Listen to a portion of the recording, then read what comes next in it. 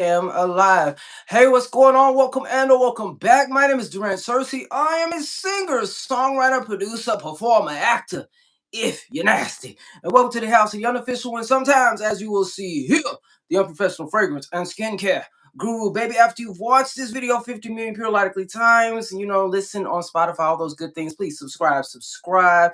For all you people who are coming in a little later, just know that you need to subscribe, hype, and all you people going to be watching on the playback replay. Please subscribe, like the video, leave a comment, then go down the description box. There's a link to all of my music proof that I am a singer, songwriter, producer, performer, whatever, all those things, baby. Now the people gonna come in, hopefully a little faster than usual, but we'll see how that works. But I am excited. I am excited with every guest that I have on my Sit Down with Searcy. But today I'm a little more excited than usual because I get to talk about my favorite thing, my first love, which is music. And so I have here a producer, a musician, all the good things. He has, if you've heard my song Summer Fling, if you've heard this season, Jingle Bells, if you've heard Black Lives Matter, which I have not performed that song in a long time, you have heard of this guy's music. Ladies and gentlemen, Brandon Simmons, I am Brahms. What's going on, Hey, sir? I'm good. What's good? How are you doing? I am doing so good. We are waiting for the people to come in. I know it's a weekday and everybody got to work and all those good things. So, they might be slowly trickling in. Did I miss something in your introduction? Okay. Okay. So I got it all. Okay, I am, you know what? I am excited. I'm always excited to talk about people, like I said, but I am truly excited to talk to you because music is my first love. My very first love is the thing that I thought I was going to do in my life. I thought I was going to be the male Michael Jackson and the male Beyonce, but it was not. Well, Michael Jackson is a male, but it didn't happen that way. So I'm excited to talk to you about my first love. But first, this is a fragrance channel. Are you a fan of any type of fragrance? Do you have a favorite fragrance that you like to wear? Out of curiosity. I'm gonna be 100% honest with you. I used to be pretty big into colognes, and I have not been as much over like the last like I don't know 10 years or so, which is I don't know What? why. I know. How But I are will you? say I will. But here's the thing. Here's the thing. My wife, my mother-in-law still will get me things for gifts, and they smell really nice. And I do put them on. Now, Okay. can I? If you ask me the names of them, you can call me Unc because what I remember is the polos, Oh the no. the gosh, I can't even. What's the Okay. black Louis? No, was it Louis Vuitton? Anyway, Not I'm an Unc. most So wanted, well, all that stuff. yeah. So that's when, you know, but newer stuff probably not as hip to it. But you know what? But if it smells nice, I'm a rock with it. You know what I mean? Okay. Well, the upside to that is that you not you saving your money because over here we are Mm. pretty rich because we don't spend so much on fragrance.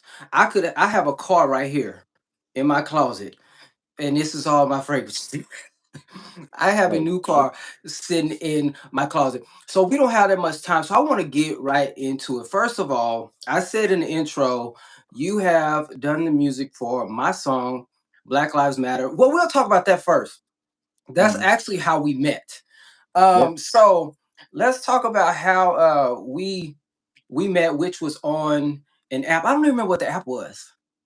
I don't remember what the app was. It was something that oh god, I forgot what it was too. But what it was so the software that I used for my production, they had like an affiliate for that app. It was like I don't know, Uh-huh. it was Loopers. I don't remember what they called it, but I don't remember. basically they had it where you could upload your production files directly to the app, and then people could collaborate with you. And so Right. I had uploaded one of my tracks on there, and then that's how you found me was through that track. I think you actually did a demo on because you could do a demo on that app. You could actually, I think, Yeah. record on there and Yeah. post it, and then download it. And so I think that's how we met was you had found it, and Yeah. so And did you it was know that crazy. when I did that, that was a complete freestyle? Really, It I was did not Black know Lives that. Matter just for it was Yeah, on my first yeah, EP, Crash. That was a yeah, complete I made that up as I went along. That was a yeah. complete freestyle. That's And crazy. That's so crazy. I remember I listened to that version that I sent you, which was the freestyle version. I low key like Yeah, that version better than the actual version that I put on the EP, which is crazy. really. It was more raw and more real. And when I listen to the newer one, it's kind of a little more manufactured. I don't like what I did to it that much Yeah, because I feel like I kind of watered it down a little bit. But yeah. I don't Well, you sing that probably just song. you probably just wanted to structure it, right? So I think that's the thing. You wanted to I format it, like did. make it like a formal song. Yeah, yeah. So, No, my but engineer said I should structure it, so that's why I yeah. did it. Yeah, But he said it it's was. still it hits good though. Still hits good. I mean, I listen to it Thank every you. night. I pull it up. It's good. Yeah, man. You did Yeah, your thing on I it. wish I need to do. I need to redo that song and change some of the lyrics, and maybe perform that. Because we're doing something. We're working on something that's coming out a little later on. But yeah, Mm. that was the first meeting, and I can't believe how we made that happen. Even to this day, I feel like that was Yeah, low key magic that we did that all online. yeah.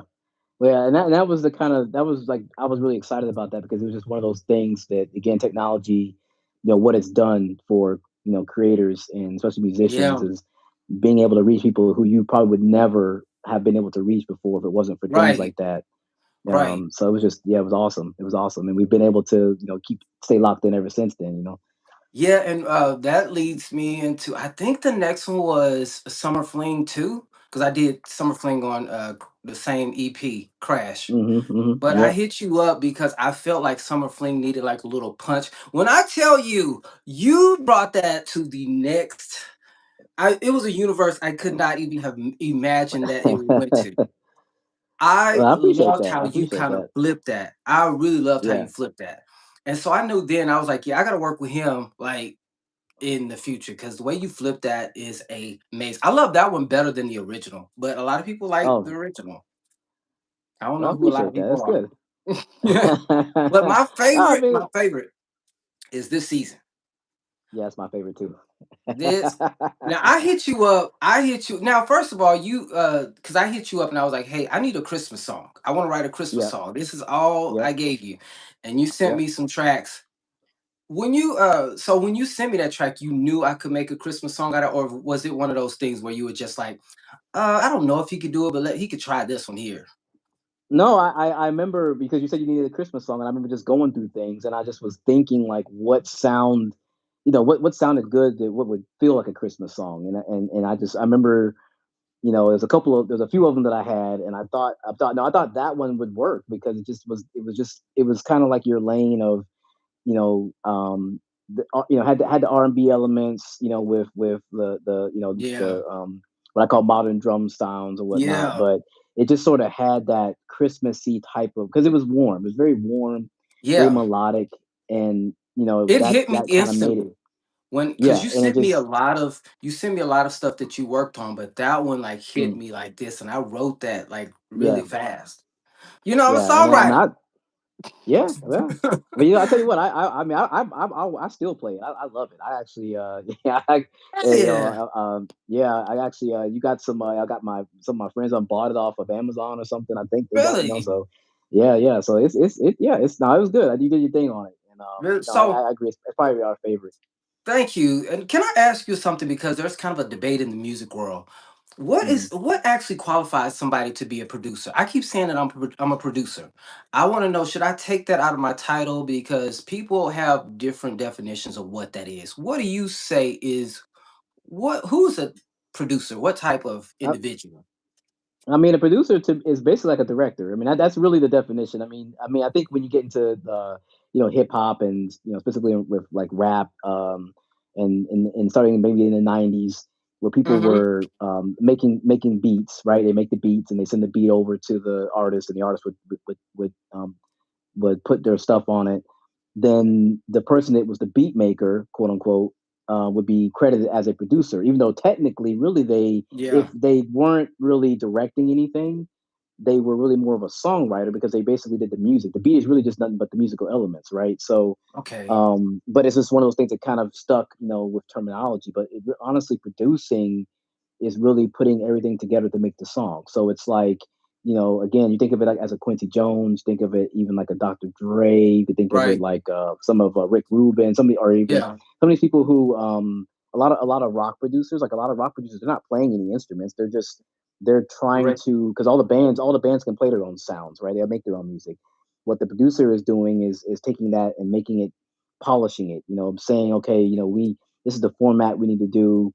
You might need a live instrumentation here.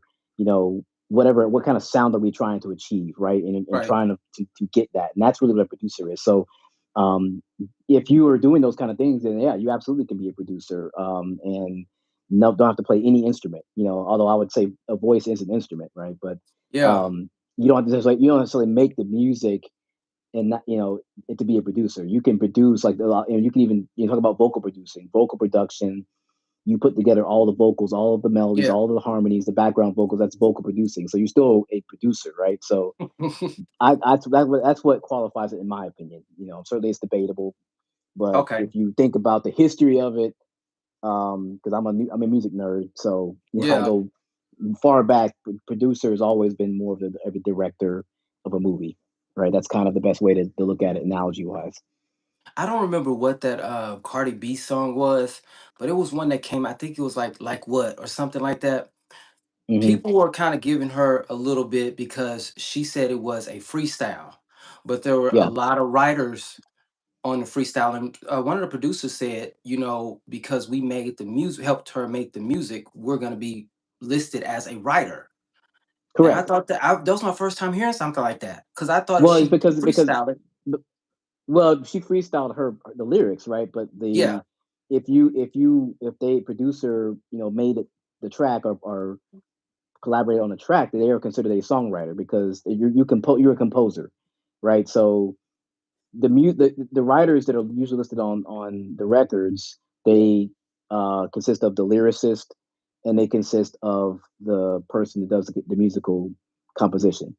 So, Oh, okay. if you could contribute to the beat of the song, then Mm-hmm. you are credited as a songwriter and as one of the producers. Oh. So she very well could have freestyled, but people, like I said, to the outside world, you just pull up credits, and you see songwriter, right, or you Yeah. see these names, and it's like, well, how did you freestyle when you got these other writers? Because people don't on the outside don't know that. They just look at the credit and they say, okay, songwriter. um, that means you didn't do it by yourself. That doesn't mean that. It just means that Right. the person. If I do a piano track with you, you sing over it and you write your lyrics. Me and you are both going to be credited as songwriters, and I will be more likely credited as a producer because I still wrote the musical part of the song. Okay. I'm learning to accept that because I was always growing up in the 90s or whatever. I thought there was the lyricist, the songwriter, and then there was the producer. I didn't realize the producer in a way or the people who compose the music and all they're also considered songwriters. That's something I'm trying to Yeah, grasp right now. yeah. I mean, it's just if again because it's sort of like the lines are kind of blurred now because a lot of Yeah. people, the beat maker, if you will, or is considered a producer when they technically some like a lot of beat makers they don't really quote unquote produce the song. They send the beat to somebody. That person records it and then sends it back, and it's a song. And that's it, right? That's Okay. and that's but which they're credited as producer, but really think of it producer as somebody who really puts all the elements together. They never have Okay. to make they don't have to compose anything, right? There's So I'm a been like if you producer. think about yeah, if you think about again I go back to Quincy Jones as a good example. If you think about like the Michael Jackson records, Quincy Jones is not he's credited on some of the songs as a writer, Yeah. but a lot of the songs he's not credited as a writer. You have Rob Tipperton and you have Michael Jackson, you have the other writers. He's credited as a producer because if you go through his interviews, they had already had the songs. He just took the songs and made them better, Okay. right? And that's Yeah. that's and that's kind of the difference. So, Oh, well, mm, I want to get your opinion on this. I feel like streaming ruined music. And the reason I feel like that, in my opinion, is because like I told you, I've always wanted to be. That was like my only dream growing up. I feel like I was gonna Mhm. be Michael Jackson. I was gonna be a superstar. But the older I got, and then the streaming became popular, it just kind of feels like a little bit of a waste because even though I love music, but there's kind of a reluctance to make more music or release more music because you're only getting paid 0.006 cents per stream. And I feel like that kind of takes it kind of takes not the fun out of it, but it takes you're trying to see like what is the point of doing music when you're not getting any return from it because you spend a lot of money making the music, paying Right, producers, and it's like why am I releasing when I'm just getting this much per stream? Am right. I just thinking Yeah, too dramatically by saying that streaming ruin no, music? well, no, that's a very a very popular opinion. I think it's I always say it's twofold. I mean, basically, it's almost like it's great for the consumer. It's not great for the creator, right? Because the consumer, it opens up so much more for them to consume because you got catalogs Yeah, out there that you probably never would have ever given a try yeah, because you had to pay $16. Now you yeah, can pretty much get it for free with ads, or you pay the subscription. You can pretty much go and listen to whatever you want. And it's just hard to get out of that routine now. We're conditioned. So, but again, like to your point, the flip side of for creator wise is yeah, I mean it's literally hundred thousands of a penny per stream, which is crazy. And so you have to rely on like other means like merch or touring or gigging or trying to get people to actually buy or download your yeah, your song or single, things like that. So yeah, I mean it's definitely not in creators' favor. And I mean I think yeah, on the creator side of the business part, yeah, streaming is not good. I mean it's not, yeah, but it's the unfortunate part of it is not we're not really probably ever getting away from it. I mean it's just going to keep going forward. It's just a matter of how do you better monetize it in favor of the musician or the creator, you know? yeah. But you've had your songs placed, so that's a kind of like an Yeah. added bonus, which a Y- lot of us I've tried. I've been Yeah. denied. How do you do Well, that? it's you get a lot of no's. You get a lot of no's. I mean, I've done a lot of TV work. I do a lot of music on that it's sync licensing, I guess is a term, and a lot of my music's been on a lot of TV shows like Love and Hip Hop and the F Word is one, the cooking show, and then there's Temptation Island and And you get such so paid on and every so time forth. But those shows come on with your music, you get paid every single you do time. get paid, yes, yes, because they're licensing it. Yeah, so it's just a different way. It's almost like they have to license your work to put it Ooh. in their production, which is like as they call it, it's a sync fee. So Mm. that's pretty much when you place something through them, they pay you typically some type of sync fee, and then you will get royalties off that after every time it keeps airing. Okay. So that's it. That's why like you see a lot of creators they kind of go in that lane now because it can be a little more lucrative or at least more consistent because Right. you're working with sync agents and music directors and things like that to get songs on various shows and things like that constantly air. And so it's like the money's just it's just more like you'll see more on one like 30 you might have a 15-second segment. They might pay you $500 to get that on that spot for 15 seconds. And Ooh. that's how many it would take you like what, hundreds of thousands of streams to get. You wouldn't even get that. You had to get the couple Right. million streams. So Yeah, it's it's it's a lot. But I know we're about to get out of here in just a second. I have two more questions for you. First, for me, I'm a songwriter and I mhm, believe in singing all my songs. So I really don't do cover songs. And I know we're working on mhm, one, a cover song. mhm, Hopefully we'll have that taken care of or, out there in the yeah. public. But I've never been a fan of doing cover songs because I feel like that I'll be stuck in that lane. And Mm. I don't want to is that like a crazy notion that as a songwriter I feel like, well, I'm creating these songs, why I need to sing somebody else's songs, and I don't want to No, get stuck. I don't think you'll get stuck. I think cover songs are good. See, okay, here's the way I look at it. First of all, I think I look at cover songs. for somebody like me, I Hmm. say they're nice because they're easy in the sense of I don't have to create like like, it's all laid out for me. Like I don't have to think of it. Like I just got to sing it, right, or Yeah. produce or whatever I got to do, right. But the other flip side of that is that if you make a really good cover song, it brings awareness to you. Like people that didn't know you before, because a lot of it is not that it's not necessarily the talent, or a lot of it can be discovery and the organic reach, and how algorithms and things are now. Right. And what covers can do for you is just get eyes on you, and then people will come back till they want to hear more, and then you hit them with, hey, I'm also, I write my own music and I do my own thing, and this is the things I do. And so I don't think it's bad. I honestly, I think cover songs are great. Yeah. I look at somebody like Certainly. Avery Wilson. Have you heard of him?